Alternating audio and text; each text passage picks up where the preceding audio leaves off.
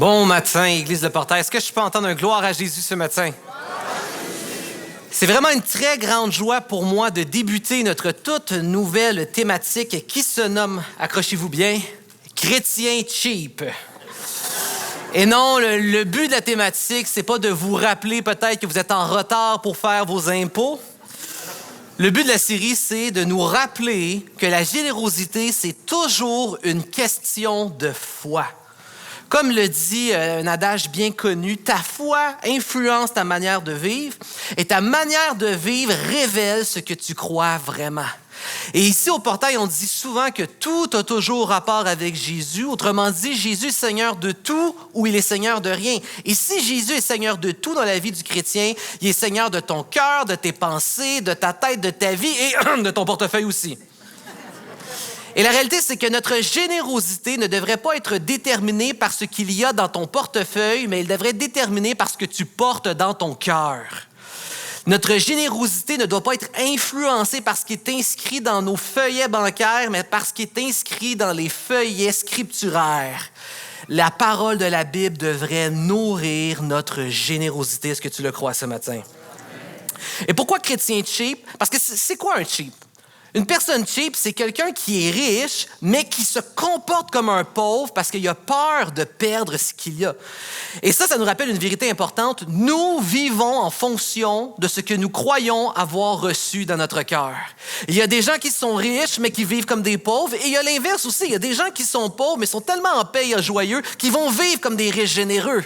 C'est toujours une question de cœur. Moi, à un moment donné, même, je l'ai expérimenté. Il y a pas si longtemps, cette année, on sortait d'une très grosse saison travail, maison et tout ça. Et mon épouse et moi, ça faisait vraiment longtemps qu'on s'était pas vus. On était quasiment rendus comme des colocs. Et là, c'était urgent qu'on prenne un moment d'arrêt, de qualité ensemble.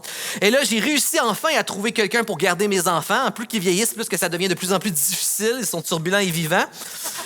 Et là, j'avais un 24 heures. Fait que là, j'étais content. Mais là, c'était dans une semaine. Là, il fallait que je me dépêche à booker quelque chose. Mais là, on était très serrés. Fait que là, je savais pas quoi choisir. Il fallait que je choisisse une affaire. Puis là, je savais pas quoi prendre pour plaire à mon épouse, avoir un temps de qualité. Est-ce que je prenais un hôtel, un spa, un bon restaurant? Puis là, je savais pas quoi choisir. Là, je travaillais à la maison cette journée-là. Il y avait personne. Et là, le courrier arrive. Je vais voir le courrier. Et là, la première lettre sur la pile de courrier, c'est Revenu Canada. J'ai jamais une bonne nouvelle, ça. J'ouvre, et là, je vois, nous avons fait un ajustement, et voici, vous allez recevoir, et là, c'était un très gros montant d'argent. Et là, tout d'un coup, je me suis senti riche, je suis retourné vers mon ordinateur, puis je me suis dit, je vais gâter mon épouse, je vais booker les 3 affaires en même temps. L'hôtel, le restaurant, le spa. Et là, au moment que j'ai booké, il y a un doute qui s'installe dans mon cœur. Je me dis, ça se peut pas. Le gouvernement, il est bon pour nous dire qu'on a fait une erreur et que c'est nous qui doit l'argent. Il est pas bon pour nous en donner. Je retourne voir la lettre et je regarde la date. Et c'est là que je me frappe le front. C'était une lettre datée de v'là 1 an qui s'était simplement perdue dans la poste. C'était mon remboursement des impôts de l'année passée, déjà encaissé, placé et dépensé. J'ai passé de me sentir pauvre à très riche à moins que pauvre en un instant.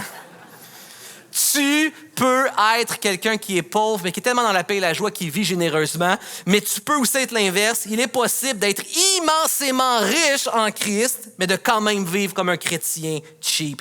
C'est pourquoi le titre de mon message, et je le sais qu'il n'y aura pas d'amène à ça, mais le titre de mon message, ici on est honnête, combien de fois c'est nous, ça, tout le monde? Riche, mais cheap. On ne dit pas amen, on dit Mais est-ce qu'il y a des enfants de Dieu ici ce matin que tu connais les richesses du Seigneur, ton Père? Est-ce qu'il y en a qui sont riches en Jésus? Je suis content de vous entendre parce que je vais utiliser vos paroles contre vous plus tard. Le passage qu'on va lire ce matin ensemble, il est dans la 2e épître de Corinthiens, le chapitre 8, le verset 9. Je répète, 2 Corinthiens 8, 9. Tu peux chercher dans ta Bible. Le passage va apparaître à l'écran. Un verset seulement ce matin. Puis pense pas parce que c'est un verset, je vais prêcher moins longtemps, même temps que d'habitude. un seul verset. Et pendant que tu cherches, c'est quoi le contexte de 2 Corinthiens 8-9? En fait, Paul est dans une grande section où il veut encourager les Corinthiens, cette Église, à être généreuse. Et ce verset-là, c'est vraiment un verset qui encapsule toute son idée. C'est le cœur de son passage, c'est le cœur de son argumentation. C'est pourquoi on va se concentrer sur ce passage-là. Et c'est quoi le contexte des Corinthiens? Les Corinthiens, c'est une Église, et même Paul va les citer, c'est eux qui disent ça tout le temps. Les Corinthiens se vantaient régulièrement d'être riches de tous les dons de Dieu. C'est ce qu'ils disaient. On est riches de tous les dons de Dieu. Et là, maintenant, Paul les ramène à l'ordre et dit, si du même souffle, tu dis que tu es riche des dons de Dieu, on devrait le voir aussi dans votre générosité et votre comportement. Ce que tu déclares de ta bouche dois aussi le voir dans tes actions. Donc, lisons le passage ensemble. Car vous connaissez la grâce de notre Seigneur Jésus-Christ, qui, pour vous, s'est fait pauvre, de riche qu'il était, afin que par sa pauvreté, vous soyez enrichis. Est-ce que je peux entendre un gloire à Jésus pour la parole?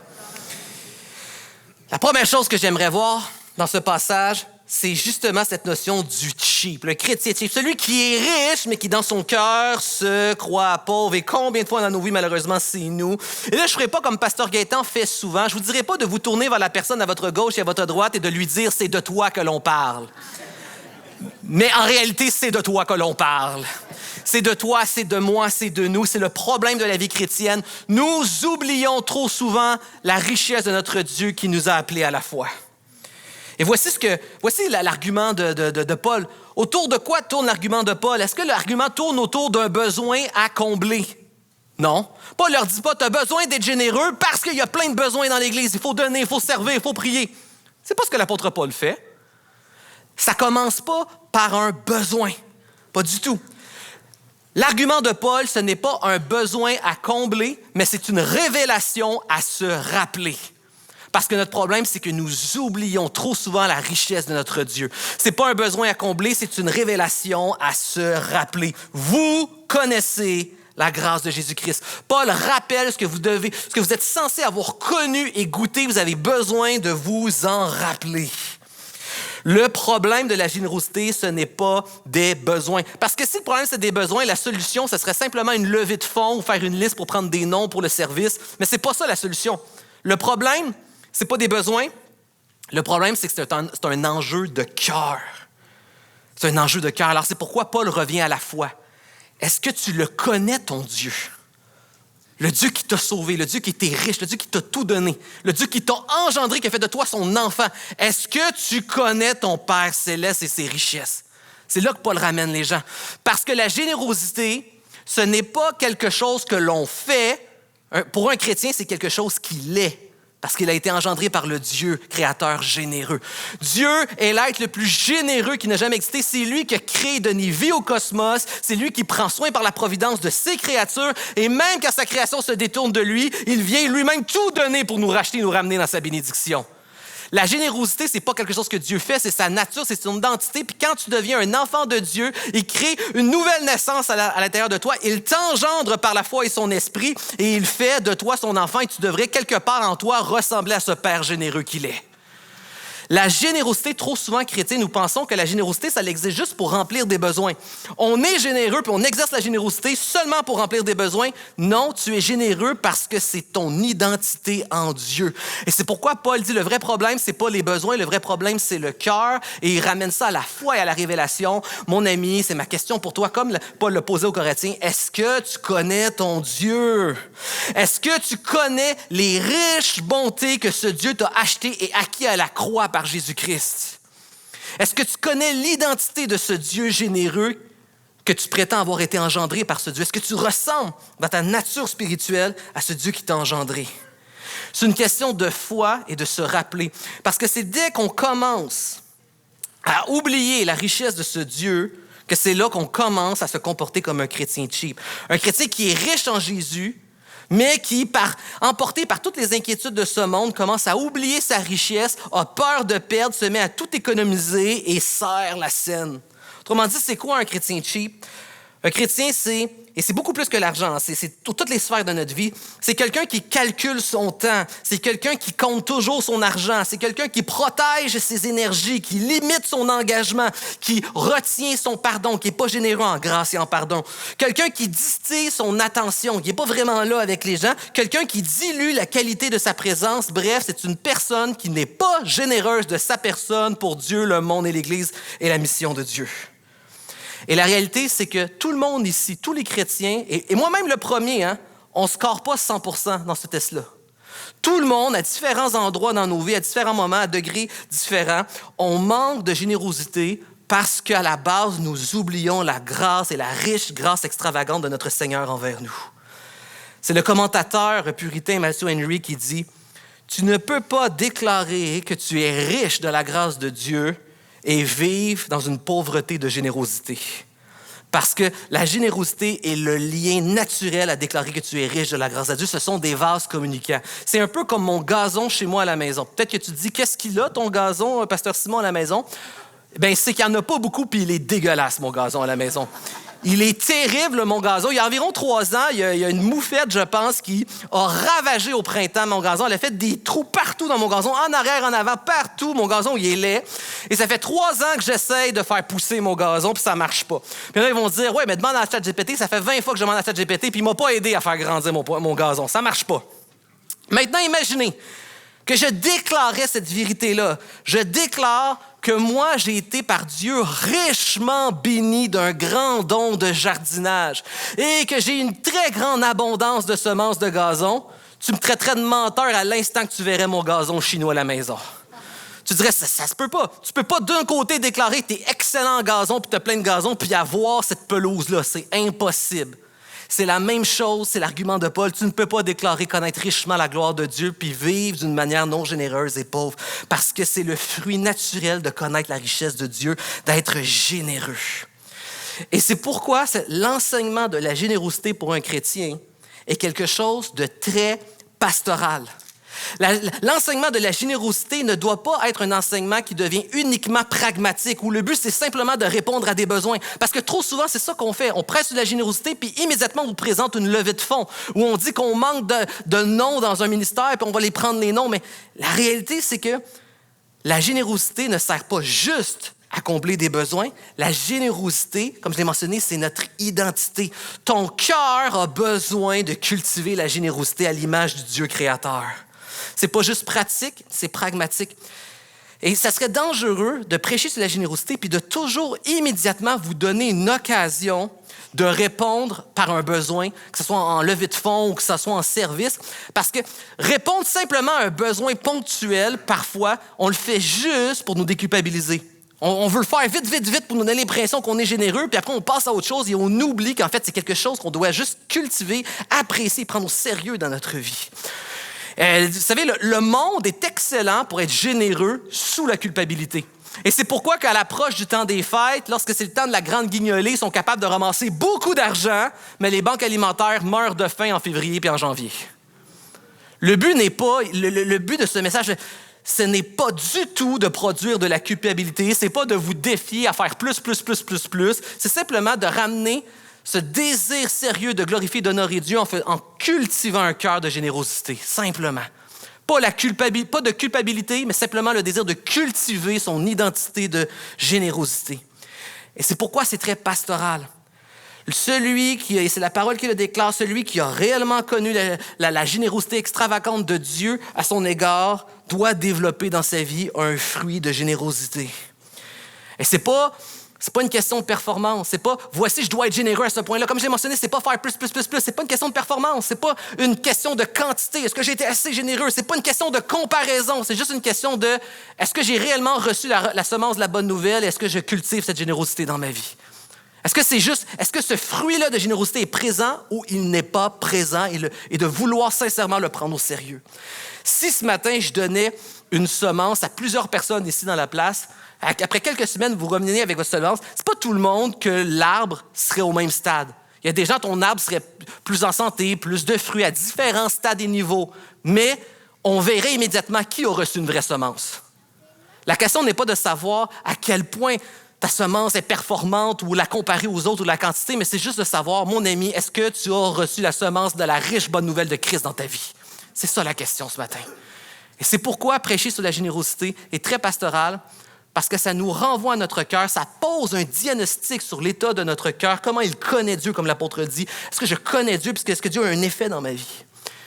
Il y a des gens ici, peut-être tu te considères chrétien, mais en réalité, tu n'as jamais réellement compris, tu n'as pas eu cette révélation de la richesse de Dieu, tu ne l'as pas réellement reçu dans ta vie. Peut-être que tu suis ici depuis longtemps pour des raisons familiales, des amis qui t'ont invité, peut-être que tu adhères intellectuellement, peut-être que tu évalues, tu es à la bonne place. Merci d'être là, mon ami. Mais ce que j'aimerais t'encourager, c'est découvre la joie, la grandeur, la beauté, la richesse du Dieu de gloire qui t'appelle à sa foi par son Fils Jésus-Christ.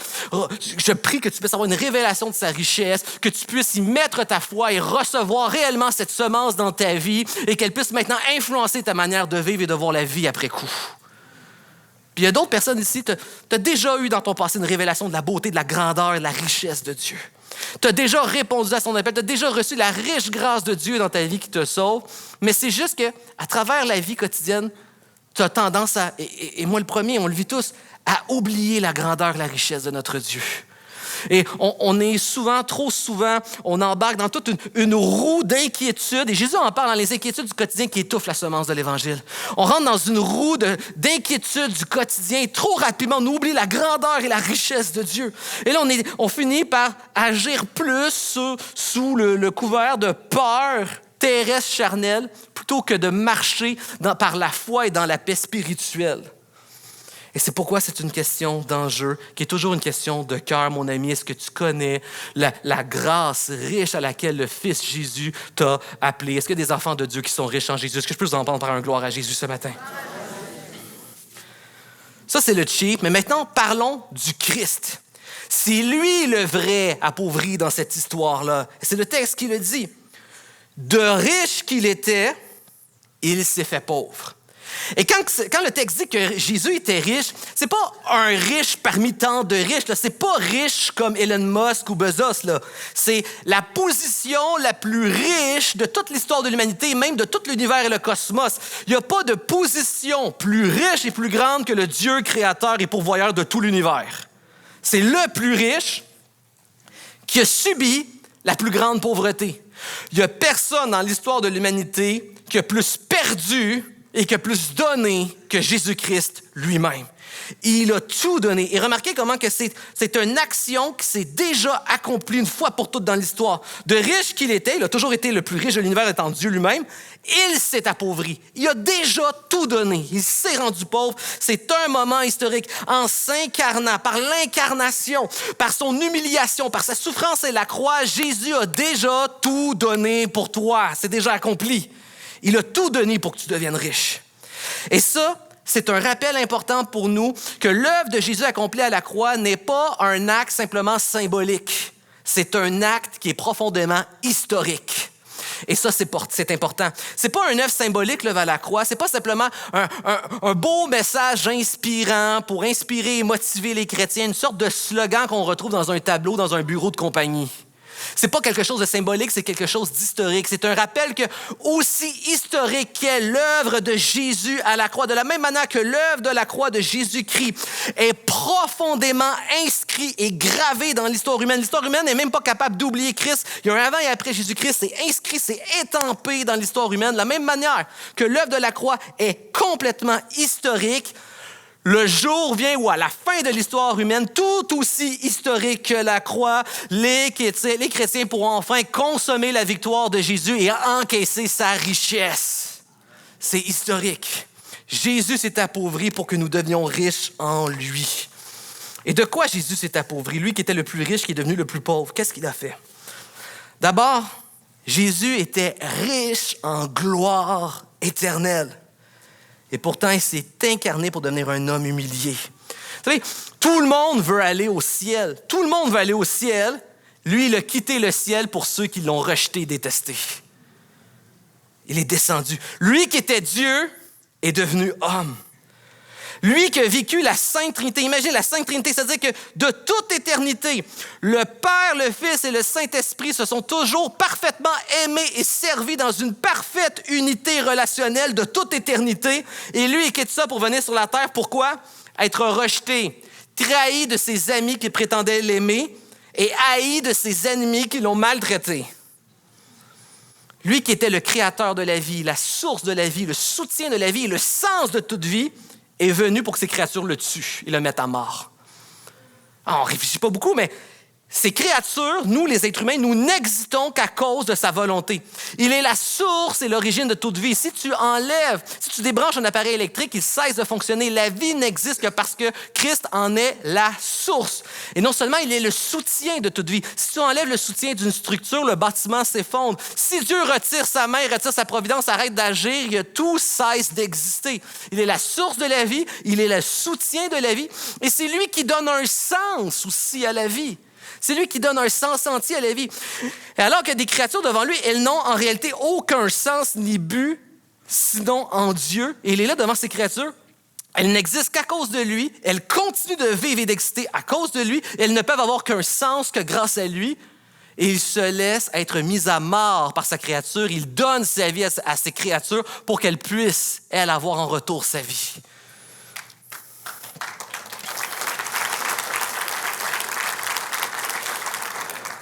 L'être qui était le plus glorieux et digne de louange et d'honneur est celui qui a accepté aussi de venir être humilié.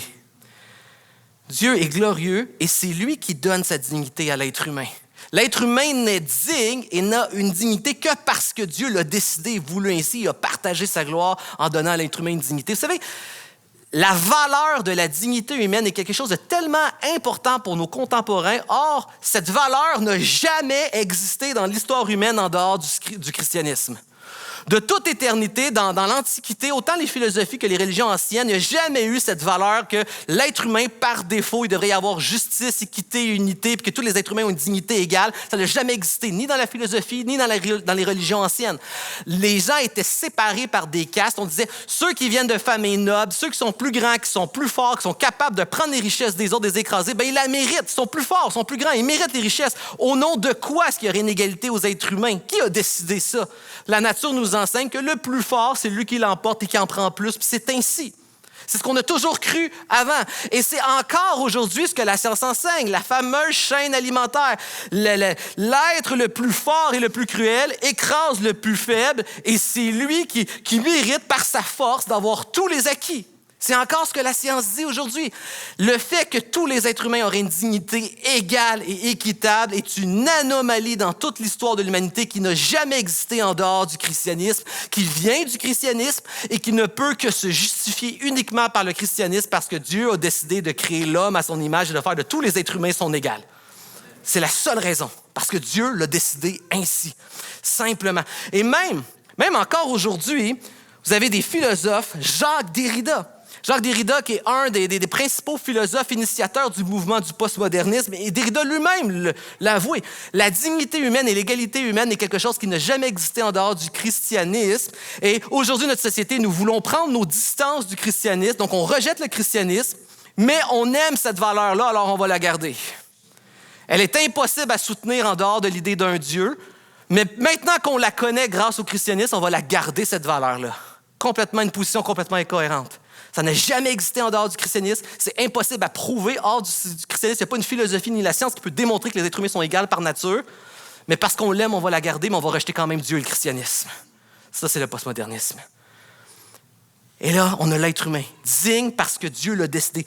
Dieu a créé l'être humain et il a décidé que l'être humain serait une créature différente de toutes les autres créatures qu'il a créées. Il a décidé de faire une alliance avec l'être humain. Il a mandaté et créé l'être humain pour être son représentant et son image. Et c'est pourquoi il a décidé que l'être humain allait partager sa dignité et sa gloire.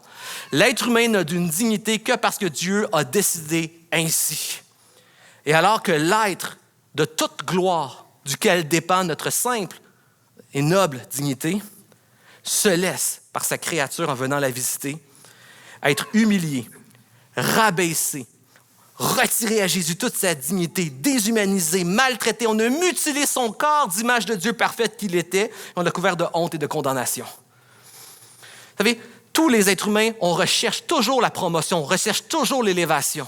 Christ est celui qui a subi la plus grande des promotions, la plus grande des émotions. Et tout ça, ce que Christ a payé et subi, il ne l'a pas fait gratuitement. C'est pas simplement quelque chose que Jésus a juste fait gratuitement. Tout ça, c'était un paiement. Jésus était en train de payer ta richesse à toi, éternelle. C'est un paiement. Vous savez, Jésus n'est pas simplement en train de nous montrer à quel point il est zélé et passionné d'un grand amour pour nous. C'est beaucoup plus que ça. Il paye quelque chose pour toi à ce moment-là dans l'histoire de l'humanité. C'est un peu comme cette vieille illustration où, imagine que tu es assis sur un quai devant un lac et là, il y a quelqu'un qui arrive et qui te dit « Je vais te montrer à quel point je t'aime. Regarde, je vais sauter dans le lac et me noyer par amour pour toi. » Si quelqu'un fait ça, tu vas juste dire « Cette personne-là est simplement folle. » Maintenant, on change le scénario. Imagine, tu es à la mer, tu es en train d'être emporté dans des grands courants d'eau, tu es en train de te noyer, et là, ton meilleur ami saute dans l'eau, utilise toutes les forces qu'il a pour venir te saisir, et avec son tout dernier souffle, c'est toute dernière énergie, il te pousse sur la plage, toi, tu es sauvé, mais lui, il est emporté, il meurt dans l'eau. C'est exactement ce que Christ est venu faire. Ce qu'il a donné, c'est pas gratuit, c'est un paiement, c'est approuvé de Dieu de la vie qu'il était, c'est approuvé de tout pour que tu puisses avoir la vie, l'enrichissement. Ça, c'est Jésus, ton Seigneur.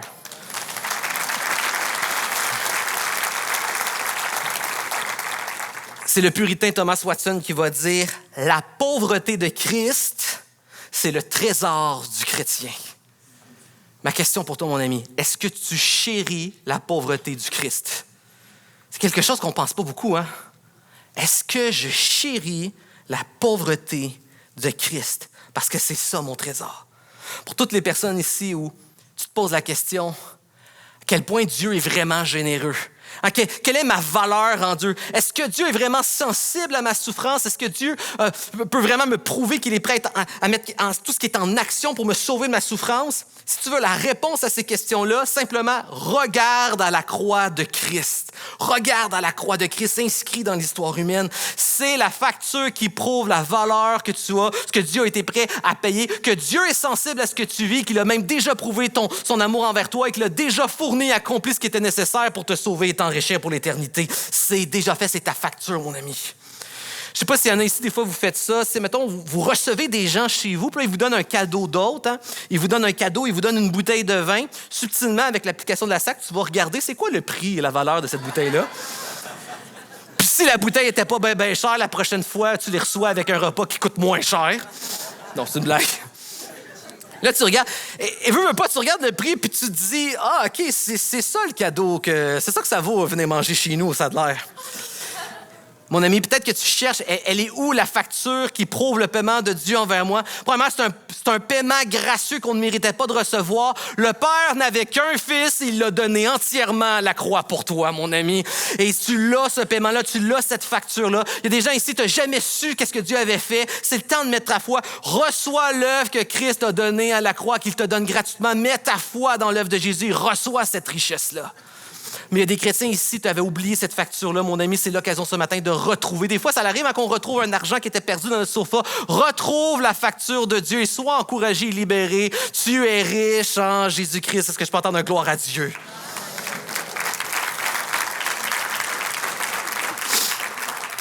On a parlé du cheap, on a parlé du Christ, le vrai pauvre dans l'histoire. Maintenant, parlons du riche, celui qui a compris la grâce de Christ et qui vit avec une générosité extrême. Cette fois-là, le riche, c'est vous. Là, vous avez le droit de vous tourner vers la personne à la gauche et à la droite et de dire « C'est toi qu'on parle. »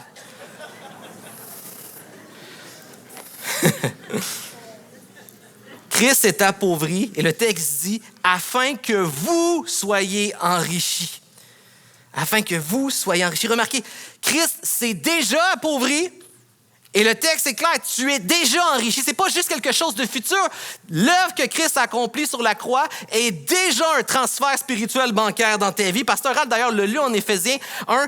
En Christ, tu es déjà riche dans les lieux célestes de toutes les bénédictions du Seigneur. Puis quand ça dit tout, c'est tout.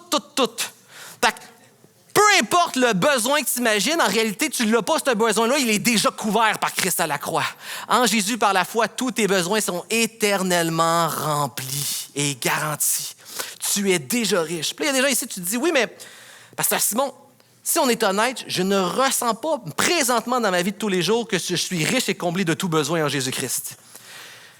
Je vais te raconter une histoire pour t'aider à illustrer pourquoi tu es déjà riche en Jésus-Christ. Imagine un instant que tu as un grand-parent en vie, et ce grand-parent-là, il n'est pas juste millionnaire. Ce grand-parent-là, là, il est milliardaire, là, quelque chose de pas croyable. Là. C'est juste une histoire. Là. Il y a déjà des gens ici, tu commences à t'exciter. C'est pas une prophétie, c'est une analogie. Tu as un grand-parent qui est milliardaire, et là, il te montre qu'il t'a mis toi sur son testament pour recevoir tout son argent. C'est officiel, c'est signé, c'est notarié, c'est légal. Tu es celui qui va recevoir 1 milliard dans tu ne sais pas combien d'années. Peut-être que ton grand-parent, il en a encore plein des années devant lui. Mais même si tu ne sais pas quand tu vas le recevoir, même si ton grand-parent, il a encore plein d'années devant lui, on est tous d'accord ici. Si tu as une preuve légale, certifiée, notariée, qui déclare qu'un jour tu vas être milliardaire, ta vie vient radicalement de changer du jour au lendemain. Ta vision sur tout ce que tu vis n'est plus du tout la même. Radicale.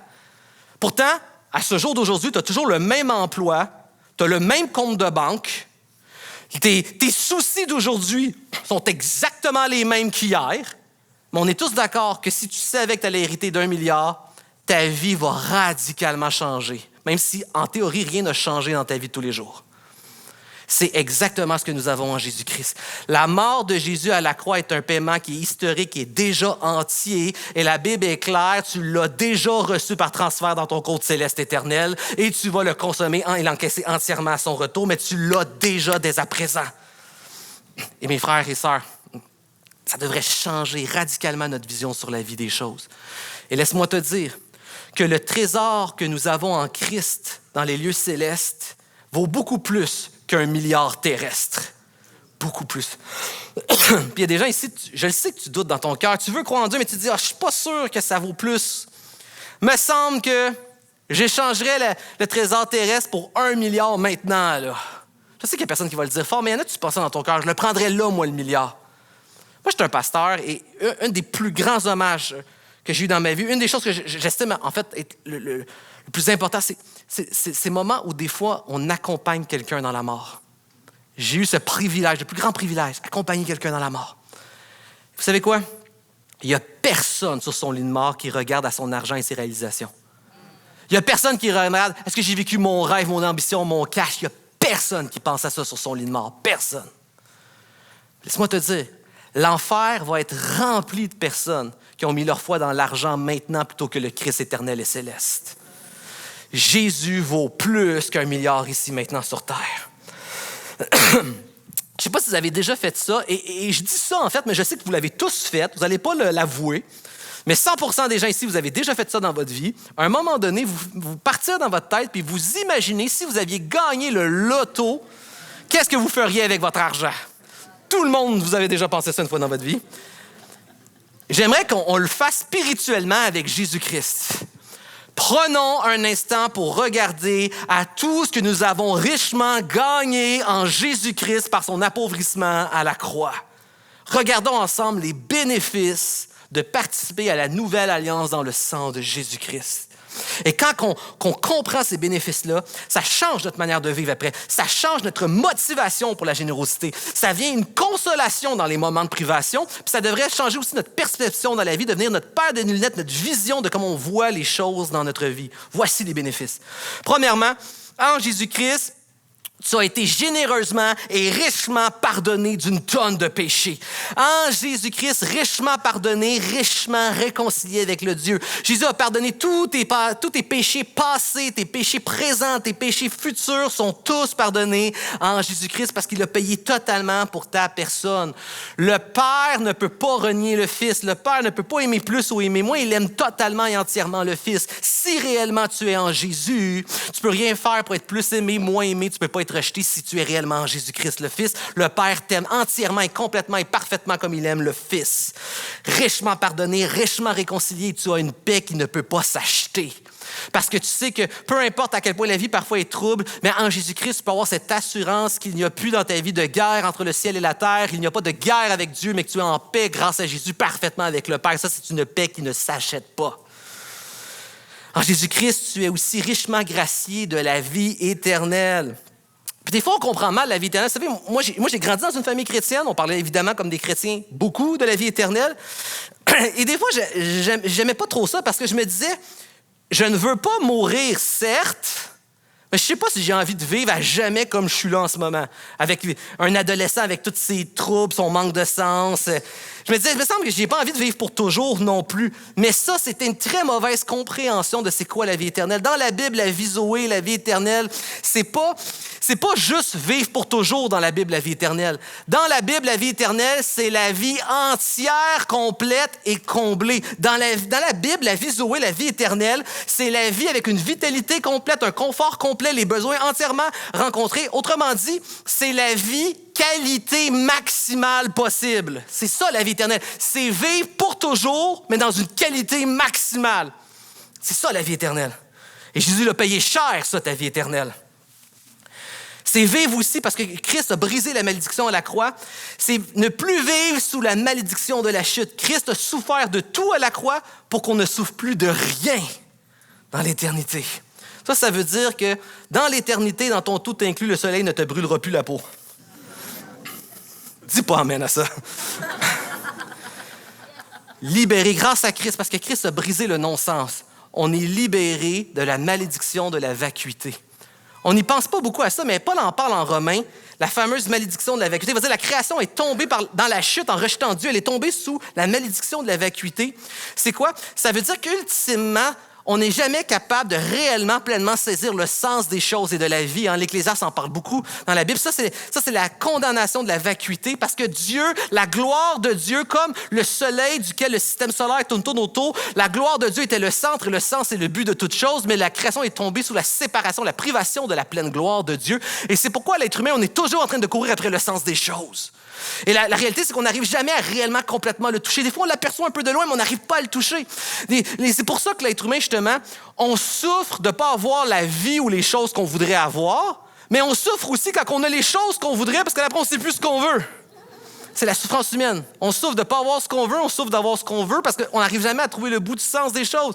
C'est la souffrance de la lassitude du quotidien, métro, boulot, dodo. C'est la souffrance de « je te donnerais à manger tous les jours le plat que t'aimes, tu finirais par te tanner. Je te fais écouter la musique que t'aimes tout le temps, tu te tannes de ça. » À un moment donné, on se finit par être satisfait et tanné, puis en même temps insatisfait des choses qu'on court après. Ça, c'est la malédiction de la vacuité. C'est pourquoi c'est tellement inimaginable penser c'est quoi reconnecter un jour entièrement avec la gloire de Dieu, parce que c'est retrouver pour une première fois dans notre existence, retrouver pleinement le sens satisfaisant de toute chose pour toujours. On va être libéré de la vacuité, cette malédiction qui nous empoisonne l'existence. Plus que ça, la Bible déclare que celui qui est en Jésus va devenir co-héritier du royaume de Dieu. Dieu ne nous permet pas juste d'habiter dans le royaume, il nous en fait héritiers de son royaume. Tu n'es pas juste un citoyen du royaume, si tu es en Jésus, tu es héritier des richesses du royaume. Parce que tu es l'épouse du Fils de Dieu. Donc, tu as par testament et héritage tout ce qui appartient au Fils. Imaginez, c'est tous les pères ici, là, que vous avez une fille. Là. Imaginez une fois qu'elle est adulte, elle vient vous voir et elle dit « Papa, j'ai trouvé à la jeunesse un chrétien, vraiment, il aime Dieu, il est gentil, un vrai chrétien, bon chrétien qui m'a fiancé. Et imagine-toi donc, c'est un prince très riche. Déjà, le père va demander des preuves, mais quand il va valider, premièrement, que c'est un bon chrétien, les papas? Premièrement, que c'est un bon chrétien, mais que deuxièmement, c'est vraiment un prince riche. Alléluia, c'est la gloire dans la maison. En tant qu'épouse de Christ. L'Église est appelée l'épouse de Christ. En tant qu'épouse de Christ, nous sommes mariés au Fils de Dieu, qui est le roi le plus riche de l'univers, et nous sommes héritiers de l'héritage. Et c'est pourquoi la Bible nous déclare plus que vainqueurs, parce que c'est Jésus qui est allé se battre dans le ring et qui a gagné l'héritage pour nous. C'est lui qui est allé au coup, pas nous. Tu es plus que vainqueur en Jésus-Christ.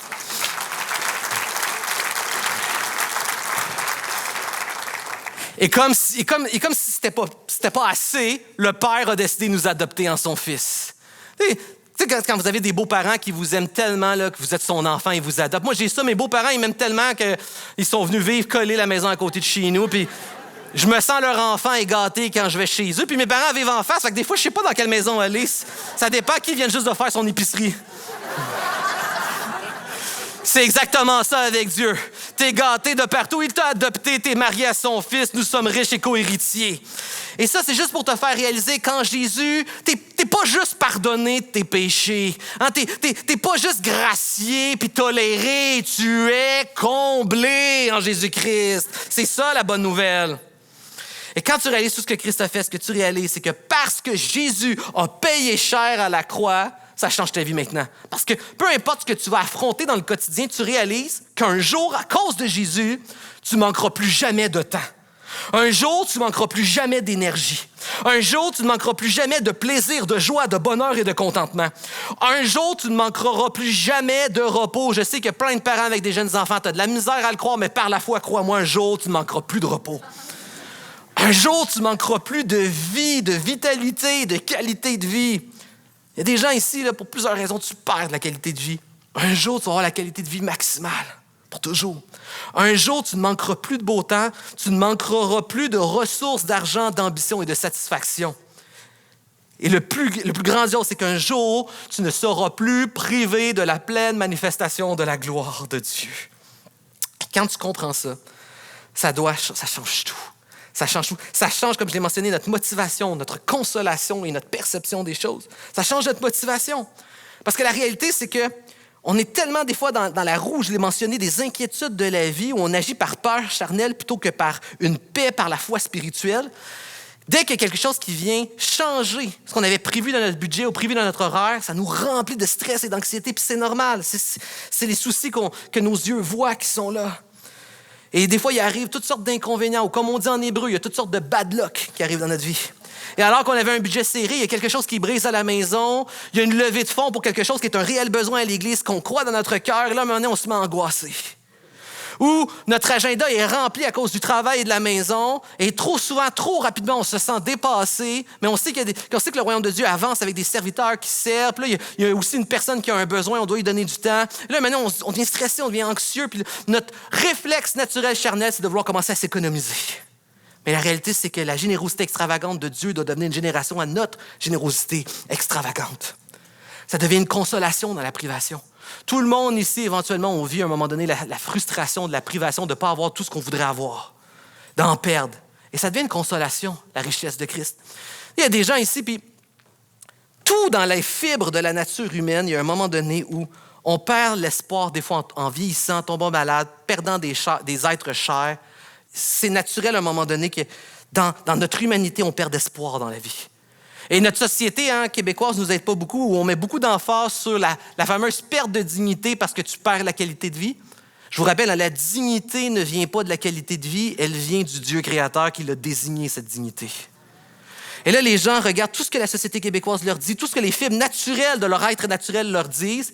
Et c'est difficile, et je le crois, parce que tout ce que ton être voit, c'est de la qualité de vie qui diminue. Puis tu te dis, j'avais plus de vie avant, j'avais plus de temps derrière moi que devant moi, plus d'amis. Réellement, humainement parlant, vraiment le meilleur, il est derrière moi. Mais la réalité, c'est que quand tu comprends la richesse du Seigneur Jésus-Christ, par la foi, tu es capable de dire le vrai meilleur, la vraie richesse, elle est devant moi. Et ça, c'est simplement la richesse de Christ qui peut t'acheter ça, cette paix-là, puis cette confiance-là. Puis il y a des gens ici, tu peux me dire, mais Pasteur Simon, comment est-ce que tu peux avoir autant d'assurance que la richesse est vraiment devant dans les vieux jours? Simplement parce que le tombeau de Jésus est vide. Et le mien aussi sera vide à cause de ça. Motivation, consolation, et ça change notre perception, ça devient notre paire de lunettes, ça change notre vision sur la vie. Imaginez que je suis dans mon restaurant préféré, vous devriez le savoir avec toutes les années, je l'ai souvent dit, mon restaurant préféré, c'est le Buffet des Continents. Mais j'y vais plus vraiment beaucoup depuis plusieurs années parce que ma femme aime pas ça aller là avec moi parce qu'elle me dit on mange ensemble au restaurant mais on se voit pas. Moi, elle a le temps de manger une assiette puis moi j'ai déjà mangé 3 assiettes. Mais ça c'est un autre problème, c'est une autre prédication. Mais imaginez que là je reviens du buffet et là je viens à ma place puis là j'ai une assiette là, puis là j'ai une montagne de crevettes popcorn. Puis là je m'assois avec ma montagne de crevettes popcorn et là pour une raison ou une autre, il y a un itinérant famille qui a réussi à se glisser à l'intérieur. Là, il vient à ma table et il me demande, monsieur, est-ce que vous acceptez de me donner, s'il vous plaît, juste une crevette popcorn? Là, imaginez que je le regarde puis je lui dis, je l'ai payé, ma place, moi, ici. Va-t'en. Tout le monde ici, vous me jugeriez, comme vous faites en ce moment. Je vous rappelle que c'est une histoire, hein? C'est pas vraiment arrivé. Vous me jugeriez. Et pourtant, si on est honnête avec nous-mêmes, lorsqu'on s'économise motivé par la peur, en oubliant ce que Christ a fait pour nous, on est pire que ça. On agit pire que ça. Et c'est pourquoi on a besoin que l'appauvrissement de Christ et notre richesse en Christ soit notre motivation, consolation et perception. Et j'invite les musiciens qui viennent me rejoindre alors que j'arrive à la fin. Et juste, avant de terminer, je veux juste faire une parenthèse pastorale importante. Il est vrai, nous vivons dans un monde présentement qui est temporaire, un monde qui est limité et qui est imparfait. Il faut que nous fassions une saine et bonne gestion de toutes les choses que Dieu nous a données. La Bible appelle souvent à être de bons intendants fidèles. Il faut qu'on gère les ressources que Dieu nous a données. Il faut qu'on gère notre temps, il faut qu'on gère notre santé, notre corps, même la santé émotionnelle. Il faut qu'on gère nos ressources financières. Il faut avoir une saine et bonne gestion. D'ailleurs, la Bible parle abondamment dans les livres de sagesse de la bonne intendance et de la bonne gestion. Le but du message, c'est certainement pas de vous dire il faut vous endetter, vous brûler ou tomber en burn-out. C'est pas ça le message. Vous savez, la majorité de ma vie, j'étais assis sur un banc d'église à entendre des prédications et je sais que le réflexe charnel, naturel, dès qu'on se met à prêcher ou enseigner sur la générosité, c'est de se sentir un peu attaqué dans notre cœur charnel, de se dire, bon, je suis défié, il faut que je fasse plus, il faut que je donne plus, il faut que je fasse plus. Puis on sent que c'est juste défier. Mais la réalité, c'est que c'est pas ça. L'encouragement du cœur de Paul, c'est pas de faire plus. Hein, je l'ai mentionné tantôt, c'est pas une question de quantité, de comparaison, de performance. C'est simplement de reprendre joie dans la paix que nous avons dans la richesse de Christ pour motiver, de simplement cultiver dans nos cœurs et notre vie la générosité. Mon but, c'est pas de vous défier à donner plus, mais de vous encourager à cultiver un cœur généreux simplement.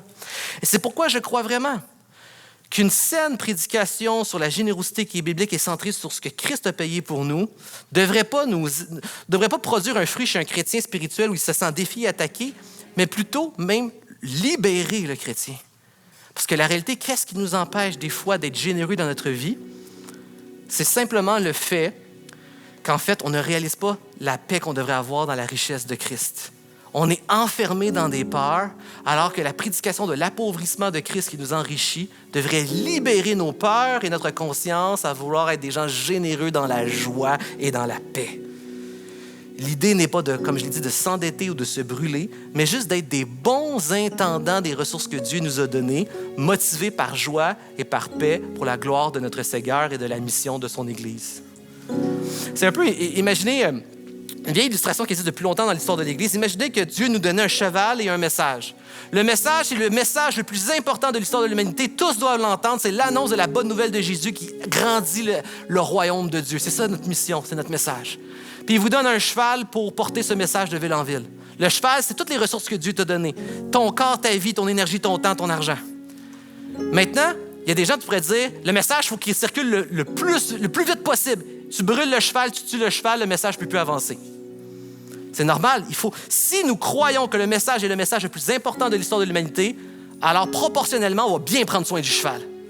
On va vouloir maximiser le cheval. On veut qu'il soit en santé, qu'il aille bien, qu'il mange bien, qu'il dorme bien, qu'il soit en bonne santé, en bon bien-être total et complet. On va le maximiser au complet pour que le message se rende le plus loin, le plus longtemps possible. Mais la motivation reste toujours le message. Dieu nous appelle à être de bons sages intendants de toutes les ressources qu'il nous a données, mais pas pour notre ego, pas pour notre gloire, pas non plus gérer intendant par la peur, mais gérer et intendant pour la gloire de Dieu dans une bonne sagesse parce qu'on a été libérés et enrichis en Jésus-Christ. Est-ce que je peux entendre en gloire à Jésus pour ça? Et je termine avec cette dernière illustration-là. Quand j'étais enfant, on était pauvres. Mon père était pasteur, donc on était pauvres. Et on roulait dans une vieille voiture vraiment qui était défaillante. On était une grande famille, puis c'était une toute petite berline serrée. Et on était tous coincés à l'arrière de la voiture. Pas de chauffage, pas de climatisation. Et là, la voiture tombait de plus en plus en panne. Et là, il fallait qu'on ait une nouvelle voiture, mais là, on avait besoin d'un miracle de Jésus. Et là, mon père, durant le culte familial, nous dit que pendant un certain temps, notre mission, là, c'est de prier que Dieu puisse nous permettre d'avoir une nouvelle voiture pour les besoins de la famille. Et là, moi, j'ai 7-8 ans à ce moment-là. Et moi, je suis en amour avec la voiture de la voisine. Parce que c'est vraiment, là, c'est une belle vanne, une mini-fourgonnette de l'année, les portes coulissantes, toutes les options. Il y a le chauffage, il y a l'air climatisé. J'aimais la couleur et les designs bleus de l'année. Et moi, j'ai 7-8 ans, puis je commence à prier. Seigneur, j'aimerais savoir la voiture de la voisine. Je la veux pareil, bleue, les options, le chauffage, air climatisé, de l'espace en arrière pour toute la famille. Puis là, je prie. Et là, mon père, il a témoigné souvent dans sa vie. Quand j'ai commencé à prier ça, il y a eu vraiment une crainte dans son cœur qui s'est installée parce qu'il se disait, il était partagé dans son cœur. Il disait, d'un côté, il dit, je suis un pasteur, puis j'élève mon enfant, puis je veux l'encourager à avoir foi, croire en Dieu, puis oser prier Dieu. Mais de l'autre côté, je veux pas non plus que ça tue sa foi parce que je sais que c'est impossible qu'on pourra jamais avoir cette voiture-là. Et là, dans le doute, il décide plutôt de faire confiance à la foi, puis il embarque dans ma prière, puis il encourage la famille à embarquer dans la prière, et on a continué plusieurs temps cette prière-là. Et à un moment donné, un dimanche matin, alors qu'on s'entasse toutes dans la petite voiture, la voisine vient voir mon père, puis elle dit, Jean, je suis gênée de te voir dans cette situation-là souvent, où je vois toute votre famille vous entasser dans votre vieille voiture, puis elle n'a pas dit poubelle, mais je sais qu'elle l'a pensé, dans votre petite poubelle. Elle dit, moi, je suis une femme tout seule, qui réussit bien, puis j'ai une grande minivan. Ça sert à quoi une minivan pour une femme tout seule? Elle dit, j'ai à cœur de vous laisser ma minivan. Le point n'est pas là. Voici le point. Le point, c'est, naturellement, les chrétiens, lorsqu'on ose approcher Dieu pour prier pour un besoin, la plupart du temps, un chrétien, on comprend naturellement qu'on est un enfant d'un Dieu riche quand on prie. Mais pourquoi? Puis je me prêche à moi le premier ce matin. Pourquoi, quand on se lève ensuite, on ne vit pas comme un enfant riche en Dieu? Pourquoi, après avoir prié le Dieu riche de toutes choses, on vit comme un pauvre qui a toujours peur de perdre? Alors qu'au bout de l'histoire humaine, c'est nous les grands gagnants et milliardaires. Peuple de Dieu, c'était la parole de Dieu pour ce matin. Est-ce qu'on peut se lever et adorer notre Dieu riche?